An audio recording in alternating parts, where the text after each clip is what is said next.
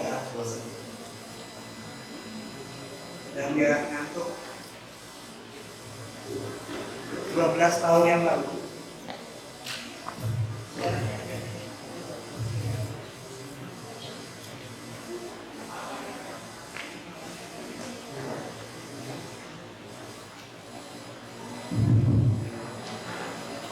Yes.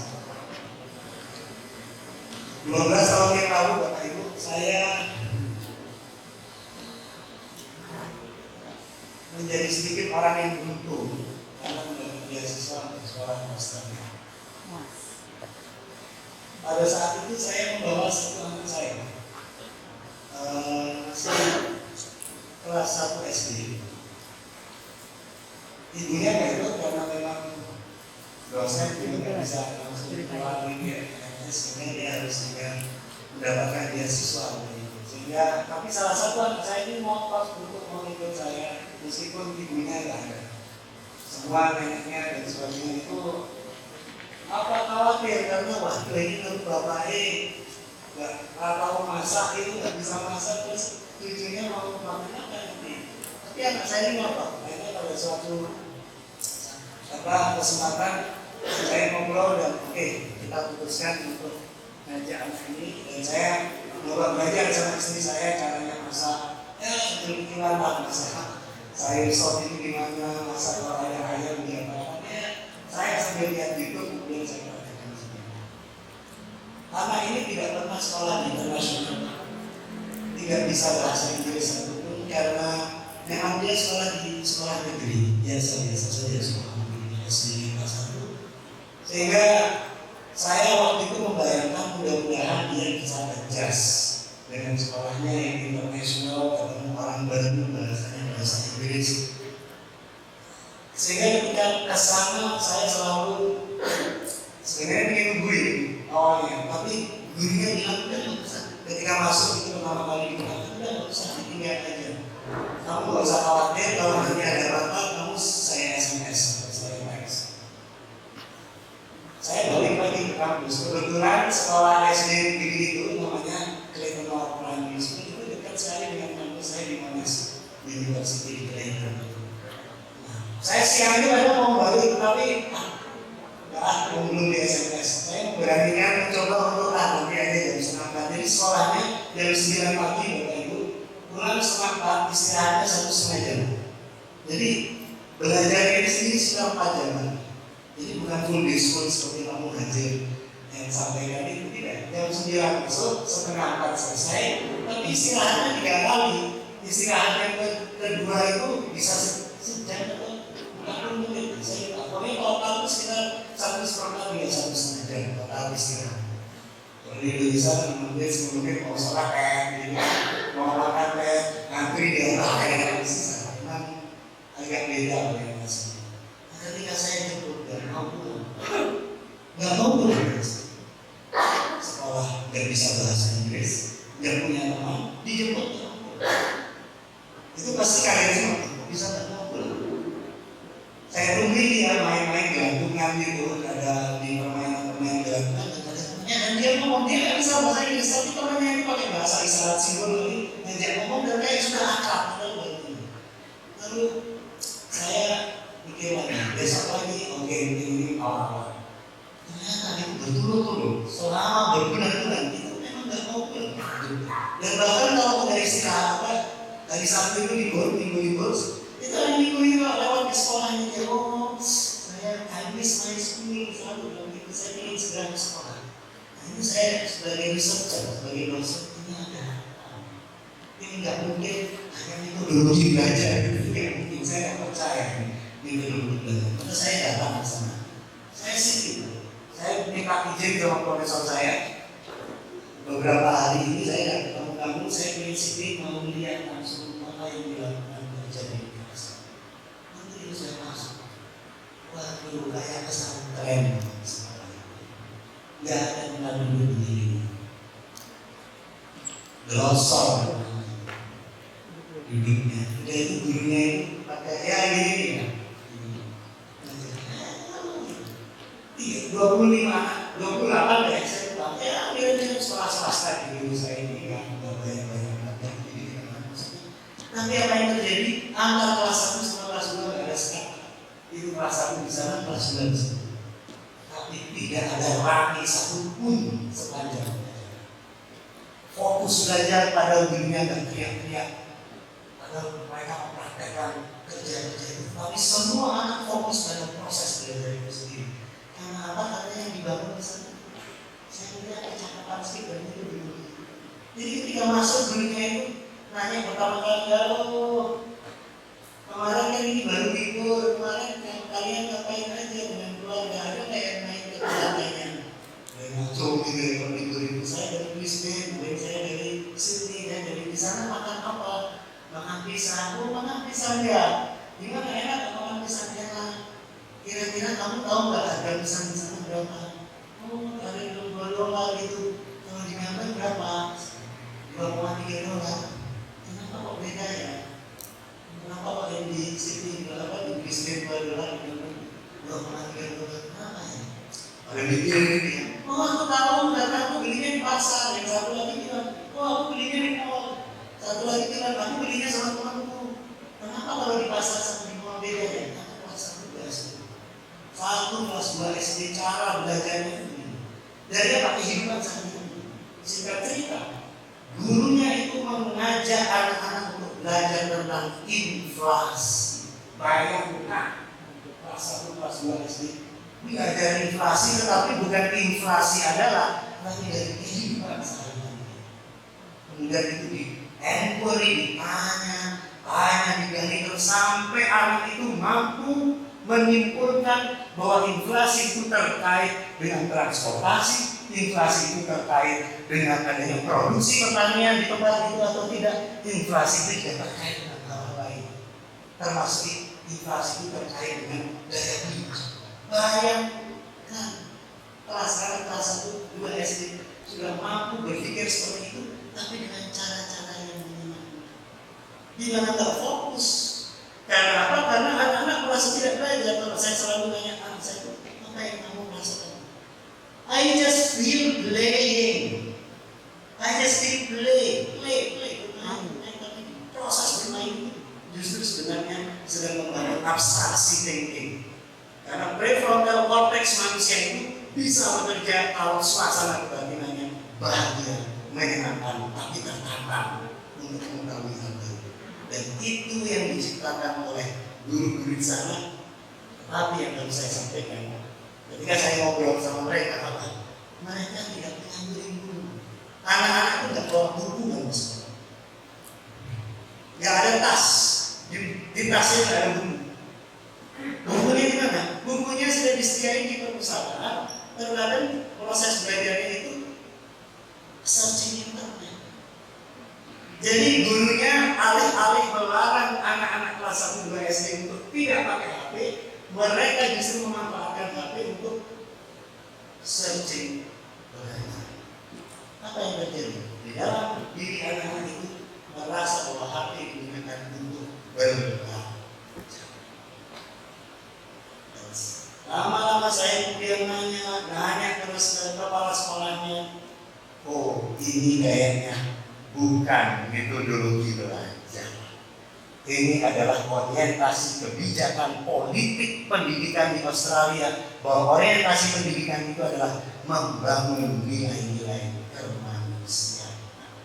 Maka di sana tidak boleh kalau hari Sabtu sama Minggu ngasih PR, dilarang memberikan PR di hari Sabtu dan Minggu. Kenapa? Karena hari Sabtu dan Minggu adalah hari berkeluarga.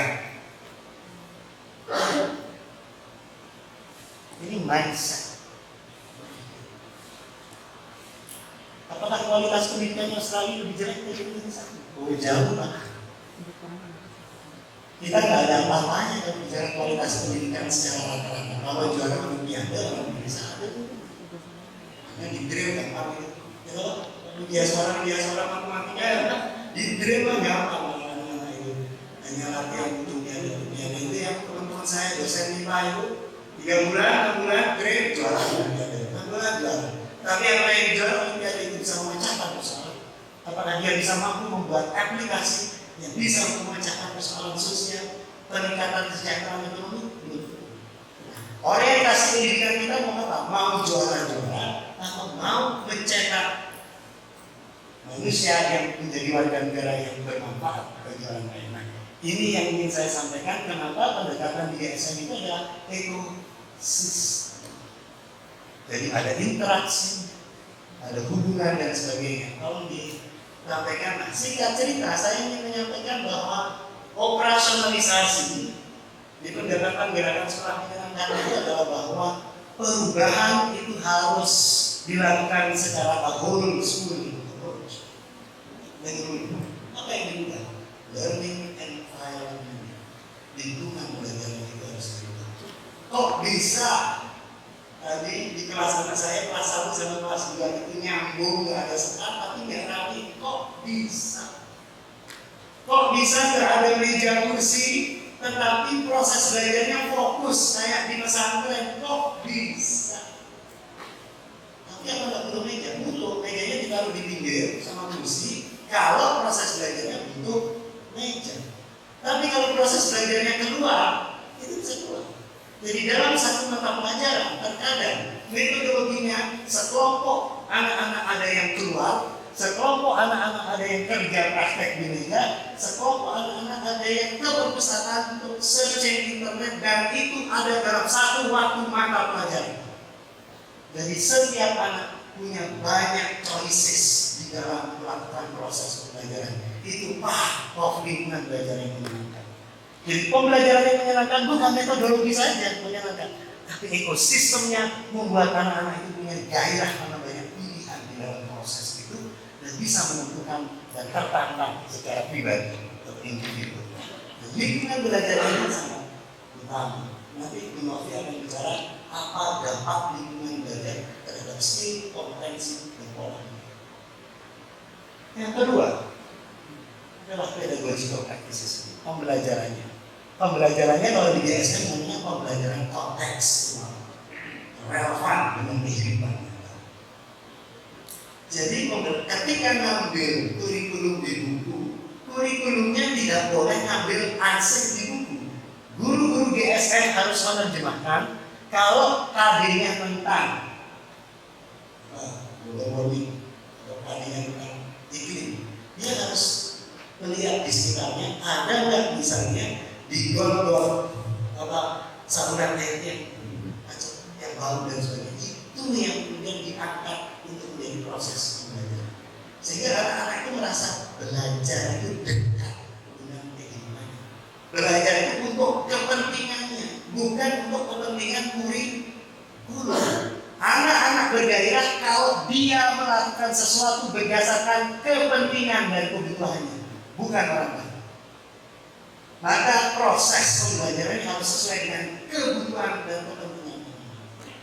Jadi semua targetnya adalah anak-anak, bukan kurikulum atau bukan akreditasi. Itu orientasi yang terjadi di Australia, di negara-negara maju, dan alhamdulillah sudah diadopsi di beberapa sekolah GSM di Indonesia. Yang ketiga adalah karakter diploma. Karakternya yang terbangun itu tadi, dia punya kecakapan sosial, dia punya life skill, dia punya mental balance. Yang dibangun pertama kali adalah resilience, mental untuk adaptif, mental untuk tetap tangguh, mental untuk tetap selalu stay to keep going. Kenapa kok pembelajaran yang harus menyenangkan? Karena dengan menyenangkan akan muncul passion, gairah harapan. Harapan tentang masa depannya itu menjadi apa? Gairah itulah yang mengakibatkan dia punya daya juang ketika melalui proses-proses itu. Orang bergairah karena tahu akan merdeka, maka dia akan berjuang melawan penjajah Belanda meskipun dia hanya pakai bambu. Karena dia tahu dia sedang ingin merdeka. Kalau dia tidak tahu merdeka itu apa, tidak diajarkan Soekarno, dia ngapain apa? Nggak ada gunanya. Kalau cuma perang untuk kepentingannya raja, ngapain? Nanti yang kaya cuma raja. Tapi kalau merdeka, nanti saya bisa mengatur diri saya sendiri. Jadi semua orang itu berperan. Ketika ada yang mati, dia mungkin soft, tetapi dia tetap punya daya juang. Maka passion itu harus ditumbuhkan di dalam ekosistem belajar ini. Nah, karakter itu begini. Saya jadi ingat Rasulullah ya. Mungkin yang Islam tahu ini, tapi yang Buddha, Hindu dan Kristen, mohon maaf, ini nilai-nilai. Cara untuk mengajak orang berubah perilakunya itu bagaimana? Ada satu kesan, saya yakin ini semua pada tahu, orang Molimo tahu kan? Minum-minum, matur main perempuan, dia membunuh, main gaple, main judi, pokoknya ini orang brengsek. Suatu saat dia ingin obat, dia datang ke minum, dan ditanya, gimana ya Rasul, saya mau obat? Apa kira-kira jawabannya? Kamu yakin? Sholat? Tobat? Tapi tidak mengajak kita. Apa yang dijawabkan? Perubahan, memulai perubahan itu harus mudah. Jawaban Nabi adalah jangan bohong. Kamu pulang. Cuma jangan bohong aja. Ya Rasulnya jangan bohong, kamu pulang. Dia pulang, dia nemui orang lagi minum-minum. Dia mau ikut minum-minum kan? Nanti dia ingat. Nanti kalau aku ketemu Nabi, aku ditanya, kamu minum-minum lagi nggak? Bohong. Kayak dia. Jadi ada kamu gitu, mengatakan begitu, dia mau ikut main. Kalau Nabi nanya,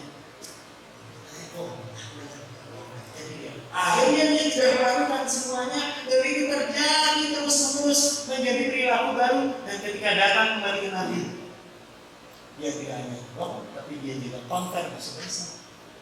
Jadi perubahan perilaku itu lakukan dengan mudah.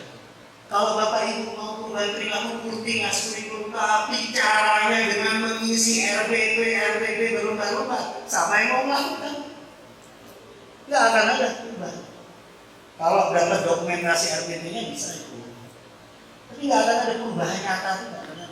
Nah, di GSN perubahan itu dilakukan dengan mudah. Makanya kita caranya bukan dengan nilai-nilai Pancasila dan sebagainya, tapi dengan social emotion. Anak-anak itu diajak untuk mengetahui dirinya, diajak untuk mengetahui kekuatan dirinya, kelemahan dirinya, diajak untuk empati terhadap orang lain. Jadi proses belajar yang relevan itu harus nyambung dengan perasaan, empati dan feeling dari satu persatu. Nah itu dilakukan dengan mudah. Besok caranya itu sekarang. Yang keempat terakhir adalah school connectedness. Bagaimana ekosistem sekolah itu harus terhubung dengan lingkungan rumah, lingkungan komunitas sosialnya RT RW dan isu-isu global. Makanya kalau di Australia itu ditanya kalau gimana makan pisang ya itu adalah bagian dari engage, connect terhadap isu-isu global. Kemudian terjadi proses belajar di sana sehingga anak-anak kita nanti tidak hanya jadi pekerja, tapi anak-anak kita itu menjadi manusia yang bertanggung jawab terhadap planet bumi ini. Ketika dia merasa bertanggung jawab terhadap planet bumi ini, maka inovasinya akan liar. Makanya kenapa di Amerika ada Superman, ada apa? Itu adalah inovasi liar. Bahwa suatu saat akan ada teknologi yang membuat manusia bisa terbang seperti Superman. Manusia itu bisa ditembak, itu tidak mati. Itu adalah bagian dari imajinasi yang ditanamkan di dalam sebuah peradaban. Makanya kenapa Amerika itu maju? Karena masyarakatnya diajak untuk berinovasi, berimajinasi, menjadi penguasa planet ini, bukan menjadi tenaga kerja. Ini harus saya katakan. Pasti kalau orang itu punya karakter, dia pasti akan jadi tenaga kerja yang baik. Tapi endingnya jangan jadi tenaga kerja. Endingnya harus jadi pengusaha, dari wira swasta. Jadi orang yang profesional di bidangnya itu harus begitu. Karena wira swasta kita tidak lebih dari 2%. Padahal mau jadi negara lagi itu minimal 10-20%. Kita nggak sampai 2%. Nggak akan maju. Tapi minta. Jadi tenaga kerja kita. Mohon maaf harus saya. Oke, ini adalah 4 area perubahan nanti akan diajarkan di gerakan sekolah bangsa ini yang endingnya mau mencapai well-being secara individual dan secara sosial. Jiwanya itu sudah selesai dengan dirinya sendiri. Orang yang merasa selesai dengan dirinya sendiri, ia akan memberikan manfaat kepada orang lain. Tapi orang kaya belum selesai. Orang koruptor itu orang kaya semua. Koruptor itu nggak pernah orang miskin, nggak bisa korupsi, soalnya ada punya kesempatan. Yang nggak jalan itu nggak akan ada kesempatan korupsi. Tapi korupsinya waktu ya. Kalau dia seorang ini dosanya itu waktu. Tapi kalau pejabat korupsinya apa?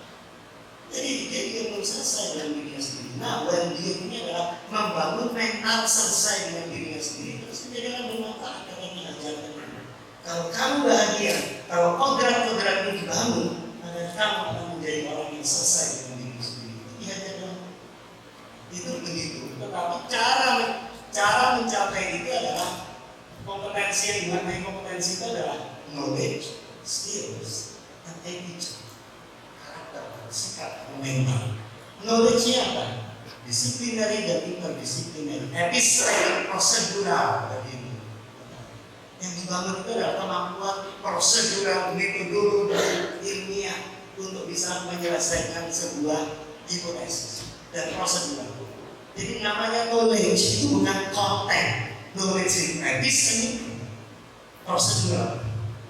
Ada fakta-faktanya, tetapi fakta itu harus dikaitkan dengan abstraksi thinking tadi itu. Dan abstraksi thinking itu hanya bisa muncul dalam suasana kebatinan bahagia. Itu udah syarat. Kalau nggak bahagia, nggak mungkin akan muncul. Nggak mungkin. Kecuali Anda hanya ingin menjadi jadi atlet atau juara olimpiade tadi. Jadi cuma 1 bulan begitu, nggak akan banyak. Skills-nya itu apa? Kognitif dan metakognitif, sosial dan emosional, kemudian fisikal dan praktikal. Belajar praktik. Makanya salah satu karakteristik di lingkungan belajar yang positif itu apa? Satu, harus ada ruang emosi dan gerak yang seimbang di kelas dan sekolah itu. Ada nggak ruang gerak dan emosi yang seimbang? Kenapa di kelas-kelas di SM sekarang kursinya tidak dari belakang ke depan, tapi kursinya bisa kemana-mana? Agar ada ruang gerak bagi anak kita. Agar anak kita kalau praktek dia bisa kemana-mana, nggak usah melewati temannya, dia langsung. Ketika gerak itu terjadi, oksigen naik otak, oksigen naik otak, maka dia akan mengangkut, ya kan? Gizi-gizi, vitamin, buat fokus. Nah, kenapa sekolah itu jangan di kelas terus, jangan keluar. Nah, itu tadi lingkungan belajar positif. Yang kedua, prinsip yang kedua adalah harus mampu membuat anak kita berani bertanya dan bereksplorasi seliar mungkin, tetapi dengan proses metodologis. Liarnya itu bukan liar, mana? Liarnya pakai prosedur metodologis. Maka inovasi itu akan terjadi. Nah, yang ketiga, sikap etiket itu adalah etiketnya itu harus dia tertarik dengan hal-hal yang terkait dengan hal baru. Ciri orang yang akan sukses itu antusias. Antusias itu cirinya apa? Ada orang ngomong, dia dengerin, dia ingin tahu ada hal baru apa yang dia ngomong. Dan kalau dia tidak tahu, dia bertanya. Makanya jangan kaget di sekolah-sekolah di SM sekarang. Di luar negeri, begitu ada gurunya, anybody want to raise questions? Semua rebutan nanya. Semua, hampir semua nanya. Kelas SD dan yang gede dia gitu. Misalnya ada 3 bulan. Begitu gurunya tunjuk 1. Oke, Sinta, kamu yang ngomong. Ketika Sinta berdiri dan bicara, 20 anak yang lain diam. Itu namanya etika. Menghormati orang lain, respect terhadap orang lain, dan empati terhadap orang lain. Jadi ada yang bicara. Tapi yang bicara ngomongnya juga nggak kalau ngibul, yang bicara ngomongnya itu pas. Kalau ditanya, bukan membuat pernyataan statement. Kecuali itu adalah waktu untuk membuat pernyataan statement lagi. Jadi tahu aturannya, dan ketika dia disuruh tanya membuat statement, gurunya kasih tahu cara nanya yang efektif itu begini. Itu metodologi. Itu adalah attitude yang dibangun sehingga nanti anak-anak nanti akan punya kompetensi. Ketika orang tuanya mendukung, komunitas mendukung, maka yang terbangun adalah well-being secara individual dan sosial. Orang-orang kayak gini yang nanti akan siap berkompetisi dalam tanda kutip di dalam era sosial society yang bahagia tapi juga miskin. Nah, kalau ini terjadi, apa dampaknya bagi masyarakat? Ini dari riset. Dampaknya satu, dia akan mudah diterima kerja. Ya, jadi walaupun tidak targetnya tidak menjadi tenaga kerja, tapi lebih dia mudah diterima kerja. Kenapa? Karena dia fun, karena dia antusias. Ketika wawancara kelihatan dia punya motivasi, kan dia akan diwawancara. Orang yang malas-malasan sama antusias kelihatan. Saya kalau menilai mahasiswa saya yang sarjana sama pasca sarjana, Pak, itu saya ngajak diskusi setiap hari, nilainya apalagi ujian saya nggak ada UTS dari UTS. Mau pasca sarjana, mau doktoran, master, nggak ada ujian. Jadi saya lihat saya aja, gitu saya ingat wajahnya. Saya biasanya minta ke bagian akademik, tolong kirim nama-namanya sama wajahnya. Saya sudah tahu ini manisnya lain, manisnya. Kan lihat kan? Mereka melihat.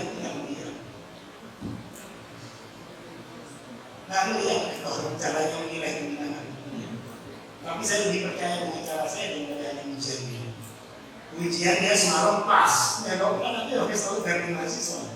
Pas keluar, nilainya bagus. Pas nggak keluar, nilainya jelek. Itu ujian. Ngapain? Diskusi aja. Kalau nggak project based. Pandemi ini saya diskusi. Saya lempar chat, ayo jawab chat. Karena saya dapat asisten, jadi asisten saya minta untuk mengidentifikasi siapa. Ini wajahnya Pak. Keluar nilai. Teman saya dosen lain pada stres gitu, memang nggak stres sama sekali. Kalau kita punya perspektif yang sudah baik, orientasi baik, metodologi itu gampang. Nah, yang kedua, dia tidak hanya mudah diterima kerja, gajinya tinggi. Kenapa? Karena dia bisa jadi leader, bukan jadi pekerja. Kalau social skill-nya baik, ya kan? Life skill-nya baik, mental balance baik, dia main emosi, dia santai, cool. Ada ribut-ribut, dia cool. Dia pasti akan dipilih jadi pemimpin, gajinya tinggi. Dia levelnya direktur mungkin, sudah manajer atau mungkin general manager. Anak-anak SMK kita harus dididik begitu. Nanti dia akan baik kesehatan. Dan orang yang kesehatannya baik, hidupnya akan panjang. Kalau di pandemi ya, sok itu ada banyak teman kita yang meninggal karena COVID. Sebenarnya bukan COVID itu menyerang yang lain dan mengakibatkan yang penyakit lain menjadi.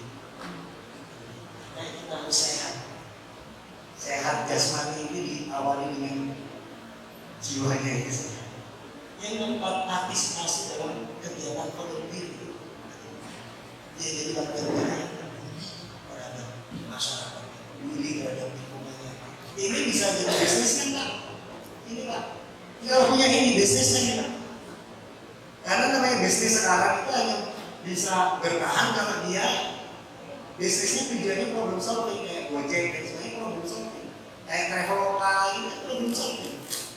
Nah, ini harus orang-orang yang ada banyak berkegiatan di volunteerism, jadi tahu persoalannya. Yang kelima, dia efikasi politiknya. Jadi nggak gampang dikelabui kalau ada politik itu pemilu ini nggak gampang itu ikut kampret atau ikut cekol ngapain, terus pun saya dikenal agak dekat afiliasinya sama presiden tertentu, ngapain dalam politik? Saya nggak beruntung kecuali kita jadi perkara medsos, nanti jadi komisaris. Kan semua jadi komisaris semua. Ada pun saya yang disini. Yang mana dia akan keras. Ini paling fundamental. negara maju, kenapa undang-undangnya jalan, kenapa hukumnya jalan, kenapa regulasinya jalan, karena antar satu dengan yang lain saling berbicara. Makanya yang pertama kali jangan bohong untuk berintegritas, bisa berbicara. Jadi sebenarnya Nabi itu sejak abad ke-7 sudah ngajari skill yang paling utama adalah percaya saat tidak bohong dan berintegritas. Sejak abad 7. Kalau orang itu sudah saling percaya, ada undang-undang dia percaya. Kalau orang itu sudah tidak percaya, keluar undang-undang dia nggak percaya sudah. Program Merdeka Belajar, ya Allah, bos saya tahu. Dan begitu duluan di sini ya. Apalagi mungkin itu semua begitu Pak. Akhirnya dia mengeluarkan kebijakan daerah yang tidak percaya. Akhirnya nggak jalan. Makanya kenapa pendekatan GSM itu tidak ke birokrasi, nggak tawar-tawarin, karena kita nggak percaya dalam sistem masyarakat yang masih belum ada trust society. Ngapain dalam mereka? Mending kita melakukan perubahan dari kata mulut. Dampaknya nyata dirasakan anak-anak, dampaknya nyata dirasakan oleh guru-guru, dan ketika guru-guru dan anak-anak itu merasakan dampak yang baik, maka mereka biarkan jadi market dari GSM. Jadi GSM nggak nawar-nawarin mereka sekarang. Yang nawar-nawarin kan Pak Dirjen, bukan saya. Mas Dirjen yang guru GSM kan dia ada, bukan saya. Saya nggak pernah nawar-nawarin ke bapak itu. Tapi kalau platform ini kiranya bisa memberikan kebahagiaan, skill yang lebih baik, trust society yang terbicara suara birokrasi, guru dan murid-murid, silakan sebarang saya nggak begitu. Lebih enak silakan. Jadi nggak usah ngaruh-ngaruh di jabatan. Suatu saat masyarakat berubah, masyarakat ini akan memilih. Ini kan dalam sebuah politik demokrasi yang baru, namanya demokrasi digital 5.0 ini. Hanya orang yang punya gagasan dan menyebarluaskan gagasan itu yang nanti akan punya kekuasaan. Ini nanti besok ya, saya tidak bicara sekarang. Next, makanya anak kita harus disiapkan punya karakter dan mental seperti itu. Nah, kalau sudah seperti ini, maka harapan kita Indonesia akan bisa menjadi negara yang maju. Sebelum saya buka diskusi ini, saya akan ngomong sebelum ini pada John ini. Kalau Anda ingin melihat masa depan sebuah bangsa, maka lihatlah wajah anak-anak di kelas-kelas. Kalau di sana banyak murid, banyak stres, ya, meskipun berprestasi tapi stres, maka kalian akan lihat masa depan dan perjalanan bangsa itu akan seperti itu. Tapi kalau banyak kebahagiaan di sana, banyak kemanusiaan di sana, banyak empati di sana, maka wajah sebuah bangsa adalah seperti wajah anak-anak di kelas. Terima kasih. Assalamualaikum warahmatullahi wabarakatuh.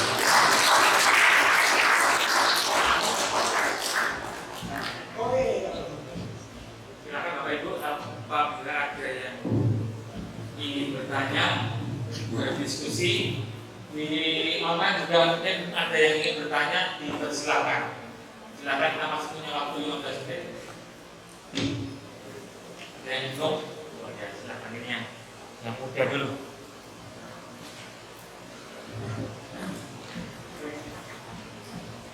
Assalamualaikum warahmatullahi wabarakatuh. Sebutkan nama Mas. Saya dari Deputat dari sangat terima kasih yang bagi saya dan para sahabat Bapak Ibu yang kalau udah ngomongin mindset Bapak sudah banyak di dalam menanggapi laporan segala macam sudah ketemu ini itu sudah lewat itu bahkan yang menurut pengalaman Bapak itu ide bahwasanya pola ini kan yang tepat. Dan saya membaca Bapak sudah menerangkan bahwasanya suatu negara yang maju itu adalah negara yang berawal dari mindset. Dan pertanyaan saya mungkin Pak, kapan Indonesia melewati pendidikan itu bisa mengubah, misalnya kalau sekarang yang stakeholder itu yang dibutuhkan itu industri, kapan sih Indonesia dengan karakternya yang sangat kompleks ini melewati pendidikan itu disambungkan kebutuhan pasar atau masyarakat. Terima kasih. Terima kasih Mas. Langsung Maksudnya aja, jangan lupa. pasar industri itu bergerak sangat tergantung dari kebutuhan pasar. Kenapa sekarang bukan minyak, tetapi data yang menjadi sumber emasnya? Kenapa? Sekarang itu ketika Anda itu mengupload posting di semua medsos, semua Facebook, Instagram, semua itu data Anda diambil. Dan Anda sebenarnya dikategorisasikan di artificial intelligence platform itu mereka tidak masuk. Daniel, Mas Dani ini kesenangannya ini, postingnya sukanya begini. Kalau nanti ini begini, oke, data itu disebar ke banyak industri. Ini Amazon, misalnya, ini gampang ini. Oke, dan ini saya tawarin, saya kasih buku nama mindset. Nanti kan Anda akan baca ebook itu dari 1 hingga 200. Di halaman keberapa Anda itu matanya kan? Di halaman keberapa Anda nggak buka lagi, di situ Anda tertarik, artificial intelligence akan baca, oh dia semuanya apa ya? Jadi nggak perlu nunggu saudara. Kira-kira setiap individu itu sudah ketahuan sekali oleh artificial intelligence. Ini yang dijelaskan pada industri. Jadi poin saya, industri ini akan berdisrupsi, akan mengubah cara-cara berbisnisnya berdasarkan kebutuhan dari masyarakat. Makanya sebenarnya kita yang sebenarnya bisa mendrive, mengatur industri itu kita sebenarnya. Kodak, bangkrut kan? Ya, nah ada lagi yang kodak. Apakah jumlah orang foto nggak ada? Oh jangan salah. Orang yang foto sekarang itu meningkat 1000, 2000 kali lipat dibanding dulu. Tapi kok kodak bangkrut? Karena dia hanya satu alat, satu industri. Manusia itu butuh banyak choices, makanya buat smartphone salah satunya bisa foto-foto selfie. Ada aplikasi Instagram, Pinterest dan sebagainya untuk menampung foto-foto selfie-nya manusia. Kodak bangkrut karena tidak mengetahui kebutuhan manusia. Tapi industri yang lain berkembang mengetahui kebutuhan. Jadi poin saya adalah dunia pendidikan itu bisa mendrive kebutuhan industri kalau kita. Masalahnya orientasi kita menyuplai dunia industri itu yang balik. Harusnya kita itu menyuplai orang-orang yang bisa mendrive dunia industri. Kayak orang-orang yang selesai dengan dirinya, orang yang bahagia, orang yang berinovasi, dia yang akan menciptakan industri baru. Bukan dia hanya pekerja di industri. Itu yang bisa. Silakan. Silakan sana. Silakan. Nama saya Edison Gibling. Oh, yang tadi yang diceritain punya anak atlet dunia ya. Selamat ya. Terima kasih Pak. Anak ibunya nih Pak. Wah ini orang baik berarti bapak ini orang enggak. Iya Pak, banyak hal yang kita lakukan. Pertanyaan saya sebenarnya berkenaan dengan apa yang sudah Bapak lakukan. Tadi kan untuk sekolah menyenangkan itu harus disentuh oleh kalau tidak tepat aspek. Mulai dari environment, psikologi kritis, pedagogical practices, sama karakter development. Nah, dari pengalaman Bapak sekian ratus sekolah untuk membuat mereka bisa menciptakan sekolah menyenangkan, bukan guru menyenangkan ya, sekolah menyenangkan. Apa kira-kira hambatan mereka? Terus kalau mereka berhasil, menurut Bapak diakibatkan oleh apa? Terima kasih Pak. Pertanyaannya singkat dari Medan bapaknya. Orang Medan Pak. Ahli komunikasi nih, singkat pada jelas angel nih. Sehingga nggak akan jelas besar. Besar. Namanya aja sudah Edison. Pertama, kalau dari riset di SD Pak, yang berubah pertama kali dari materi yang itu lingkungan belajar. Lewat kelas, setting tempat duduk, memberikan membuat kesepakatan kelas, itu akan mengubah semuanya. Nanti di lobby akan bicara. Tapi kalau SMA ini sama SMA pembelajaran yang paling penting. Karena gurunya bukan guru kelas, gurunya guru kita pelajaran.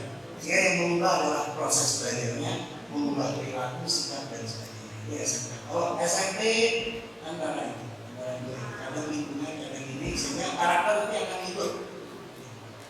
Apa yang susah? Yang susah paling pertama adalah mindset. Mengajak guru-guru yang masih percaya dengan pola pikir. Makanya ketika kita itu mengajak, kita selalu ngomong, nggak ada evaluasinya, nggak ada akreditasi DSM itu nggak ada indikator capaian yang harus dipaksakan kepada sekolah, nggak ada. Karena kita nggak ingin menambah beban kepada guru dan sekolah. Sudah terlalu banyak beban di negeri ini. Itu sekolah anak-anak, sekolah mandiri, sekolah macam-macam itu lah. Ya, DSM tidak boleh begitu. Tapi DSM mengajak bahagia, pergerakannya malah memberatkan ya. Apa yang kita lakukan? Kita memotivasi guru-guru. Setelah training biasanya kita akan membuat wadah jurusan praktek online yang ada guru-guru yang kita training.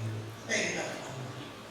Kita memberikan inspirasi melalui praktek-praktek sekolah yang sudah berhasil dilakukan, dan kita mendorong kepada mereka siapa yang mau mempraktekkan.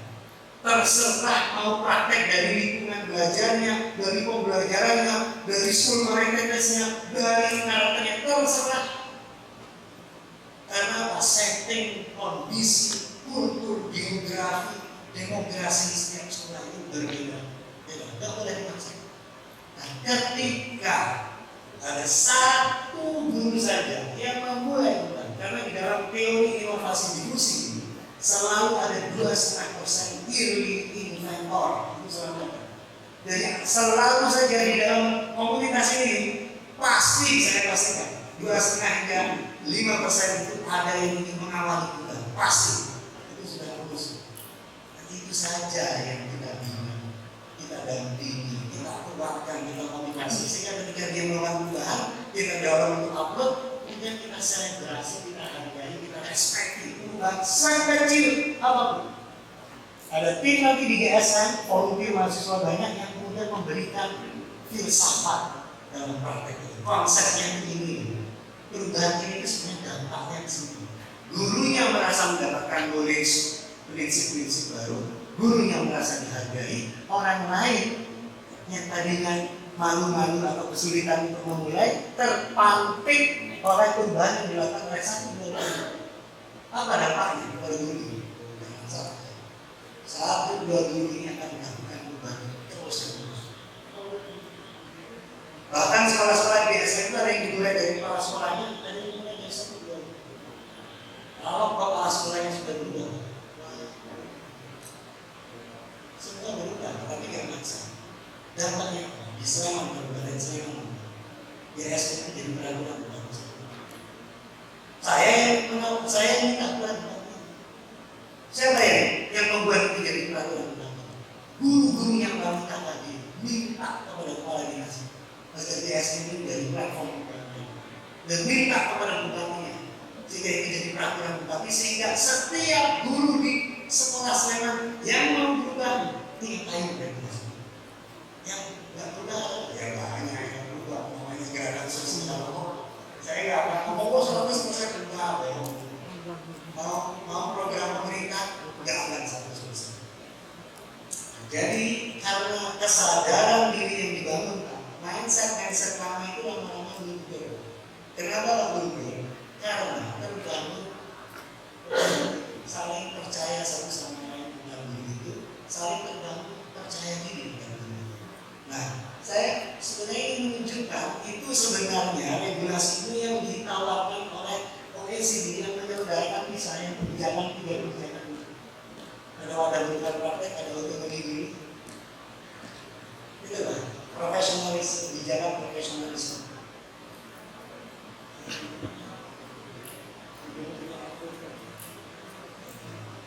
Jadi katanya begini, di negara-negara maju kok berkembang ini cepat, ada 3 syarat. 1, beri otonomi kepada guru. Maksudnya kan dimakarin kepada dia. Otonomi itu apa? Biarkan guru menerjemahkan kurikulum sekolah di sini.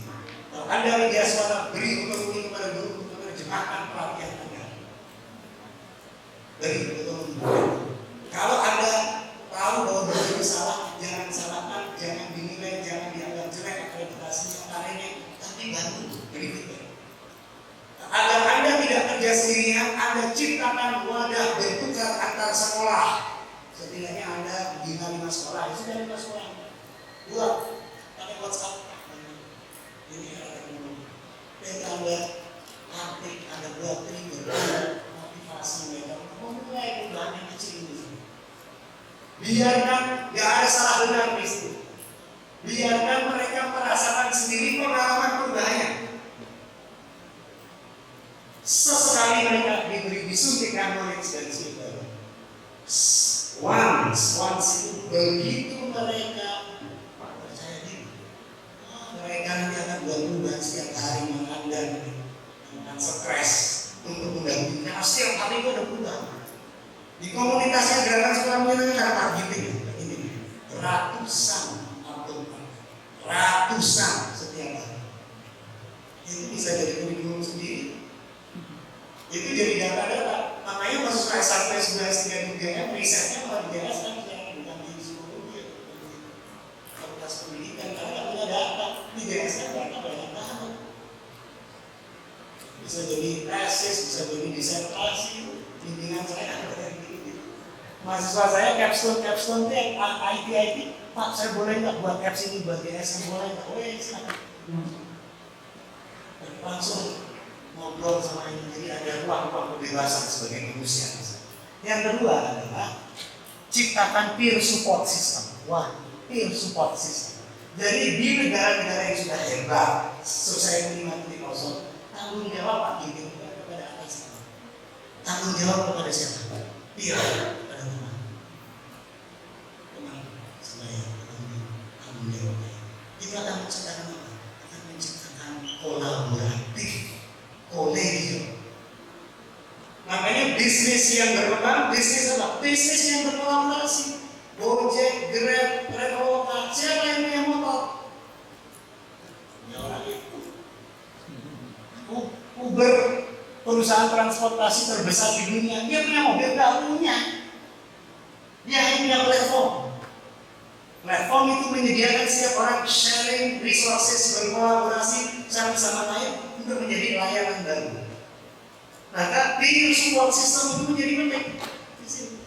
Di GSM itu diciptakan ini sistem ini. GSM itu platform saja, bukan metodologi, GSM platform. Metodologi ya teknis. Kalau platform itu sesuatu yang bisa berpayung. Harusnya ini pemerintah ini yang melakukan ini karena nggak bisa ya tidak saja. Makanya kita mengajak kita lebih kawinkan bagaimana regulasi itu bisa menganggarkan, bisa mengajak birokrasi lainnya, tapi platformnya pakai platformnya GSM. Saya ngomong kalau kamu nggak pakai platformnya GSM, putus kelanjutannya. Itu ngomongannya ya benar besar. Putus saja nggak perlu kamu GSM, cari orang lain, karena GSM bukan konsultan. GSM ini platform nggak pakai pemerintah, nggak ada yang di sini. Nggak ada yang dia tahu dari saya orang Madura.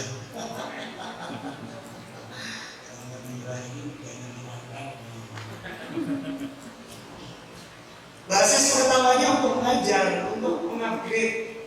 Selain insentif uang, tapi insentif knowledge, insentif skills, insentif perspektif dan kenapa kok senang ikut GSM? Kenapa kok GSM itu kalau webinar, itu ratusan yang ikut dan yang masih wangi, wah itu terus. Kenapa? Karena dia dapat perspektif baru, bukan teknis.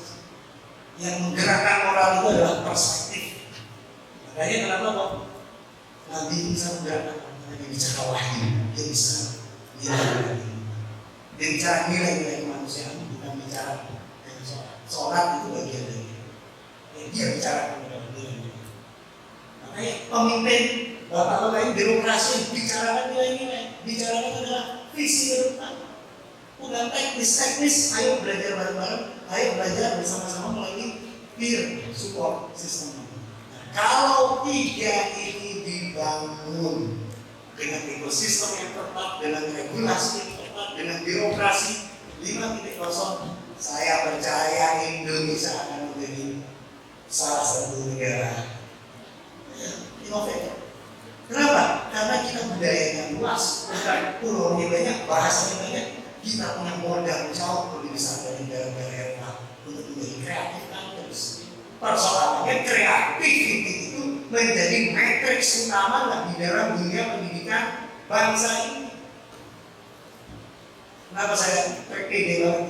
Saya ingin beberapa kota di dunia. Kalau namanya festival mas, Indonesia ini mulai bulan kita luar biasa.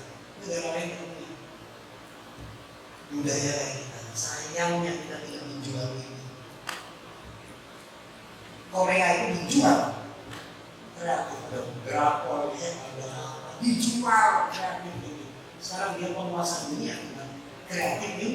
Industri harusnya Indonesia itu cultural industry harusnya.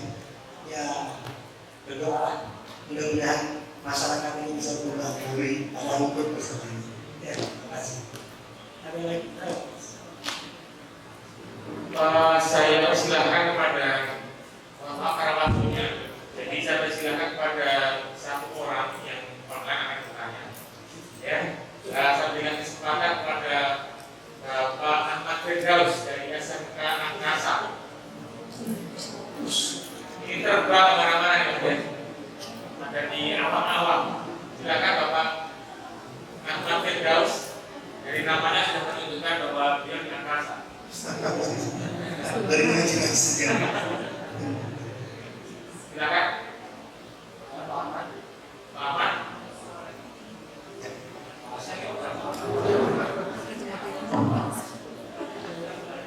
Ini yang mau bertanya apa tentang Pak Asep ya? Silakan Pak Ahmad.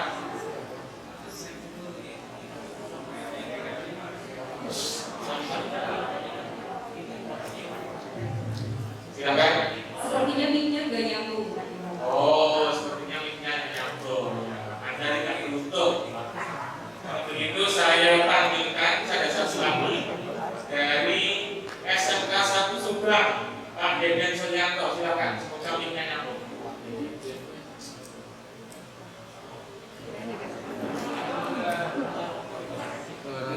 Mic-nya jangan di sini dulu. Bentar, Pak.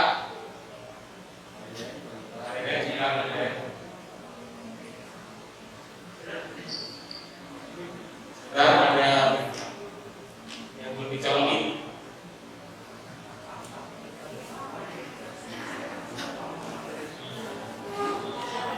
Silakan. Tidak juga. Belum.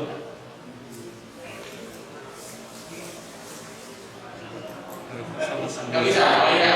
Mohon maaf Pak Ida dan Pak Ahmad. Oh belum. Oh iya. Tunggu dulu.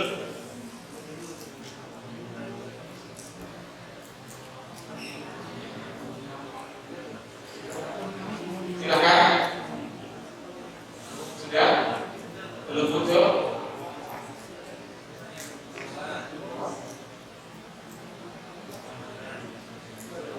Di sini udah bisa nanya. Pak Deden Sambil menunggu saya silakan Anda menunggu tidak ada apa-apa. Silakan Pak.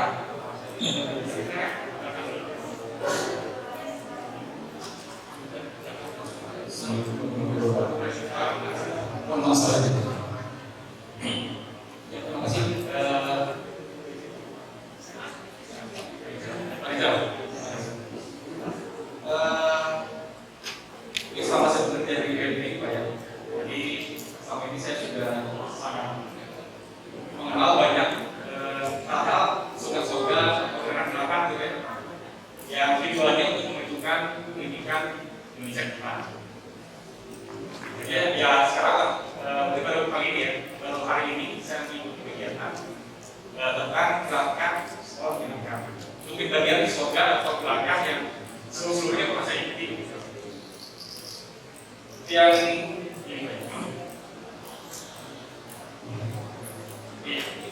jadi yang tadi Pak Rijal ungkapkan, yang terpaparkan itu tentang mungkin modelnya kan pokok ya di luar sekolah kebiasaan gitu ya. Jadi tadi semua yang menjadi jelas gitu ya. Sebenarnya kan kita kalau saya mungkin pernah melihat ada di Bandung sekolah alam gitu ya. Tapi ujung-ujungnya kan biayanya jadi Bisnis. jadi tinggi gitu ya seperti itu. Nah model ini apakah yang baru ada di Jogja atau Bapak di Indonesia juga ada dengan semua model seperti ini. Ini supaya bisa sehat gitu. Terus yang saya ingat ini Pak, dari lokal ini kami ini katanya kita pakai ekonomi Pak ya. Berarti apa ya? Dan kelihatannya kan banyak yang siap ya. Alhamdulillah mungkin kapal ikan sudah dari pihak birokrat sudah mulai melirik gitu Pak, program ini. Apa ke depannya tidak ada salahnya gitu Pak ya. Mungkin sekarang Bapak Pak ke depan mungkin bisa jadi to down gitu Pak ya. Jadi dari atas ke bawah, dari pemerintah untuk menerapkan program yang memang memungkinkan rasa lebih besar bagus. Itu nih Pak ya. Terima kasih. Namanya Pak Tata. Apa ya? Usia 35. Dia